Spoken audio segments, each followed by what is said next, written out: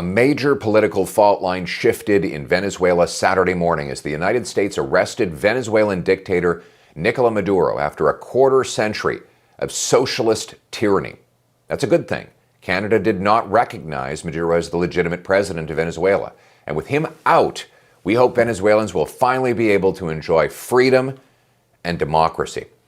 Now, I've called for the recognition of the legitimate winner of the 2024 election, Edmundo Gonzalez, along with the courageous hero and voice of the Venezuelan people, Maria Corina Machado, and I'll continue to do so. Ultimately, Venezuelans must be allowed to choose freedom for themselves. But this moment also resets the clock for global energy markets, and this is why it matters to Canada. For the past decade, Liberals have blocked Canada from producing the oil and gas needed to replace Venezuelan oil that the U.S. was sanctioning. Those sanctions could end soon. Venezuelan production could return to its historic levels of 3.5 million barrels per day, up from the current 1 million barrels. That additional Venezuelan oil is heavy crude, similar to Alberta's oil sands, which means it will compete directly for scarce U.S. refinery capacity. In fact, many of the refineries that use Alberta oil today used to use Venezuelan oil and may go back on it. Each Venezuelan barrel the Americans take could be 1 barrel less they take from us. So we need other customers fast. That's why we must immediately move to approve a pipeline to the Pacific Coast. Prime Minister Carney has not clearly stated that he would support such a pipeline. His only commitment in his memorandum of understanding with Premier Danielle Smith is to declare such a pipeline to be a project in the national interest that can be referred to the Major Projects Office for consideration of designation under the Building Canada Act. In a lot of words to say effectively, he'll send the project to a new office for years of consideration and study and an eventual decision. We don't have time. We don't have time for bureaucratic games and signing ceremonies, given that the Liberal government killed a prior and very similar pipeline from Alberta to the Pacific back in November of 2016, and given that Mr. Carney endorsed that decision to kill that pipeline, and given that there are present-day Liberal MPs who still say that they are opposed to the project, we should doubt whether this Prime Minister is serious about getting it done. And there's only one way for him to prove it. Approve it.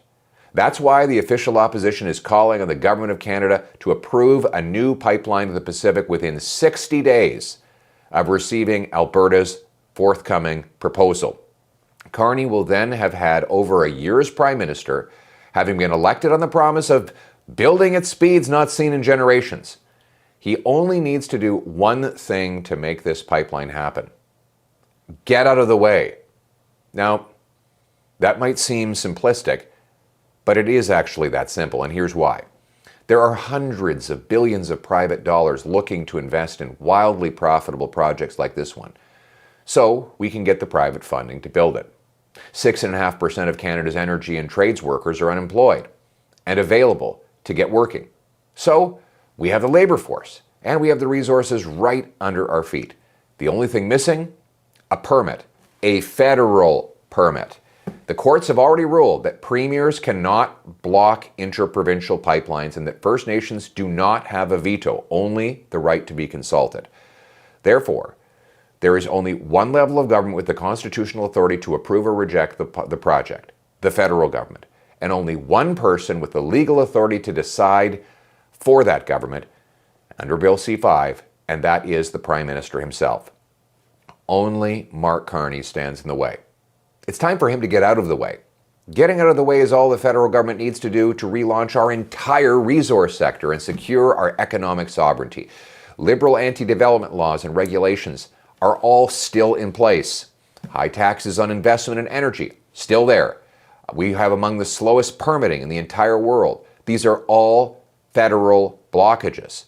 Getting them out of the way is the method and the means for retaking control of our economic sovereignty.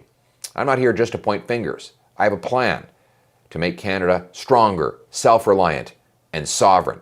In fact, I call it the Canadian Sovereignty Act, that in one bill, would get the government to repeal growth-blocking laws that Liberals put in place and make it impossible to build pipelines, mines, and other projects. Second, it would end the industrial carbon tax, which raises the cost of everything Canadians make and buy. It also makes our energy and resource sectors completely uncompetitive. It drives up the cost of making steel at the very time our steel industry is hit with steel tariffs. And finally, it makes it more expensive all the things you need to build a home or for farmers to grow food in the middle of an affordability crisis. Get rid of that tax. And while we're at it, scrap the oil and gas cap that kills jobs. End the EV mandates for good, not just delay them. It will increase the cost of a car by $20,000, and it's already hurting Canadian automotive production. Why not get rid of that mandate so that we can produce more internal combustion engines people actually want to buy here in Canada? Lift the plastics ban for Canadian consumers as well as Canadian producers. Turbocharge our economy by eliminating the capital gains tax on reinvestments in Canada. That would be like economic rocket fuel for our economy. Our sovereignty hinges on our government getting out of the way and allowing Canada strong to be more than a slogan.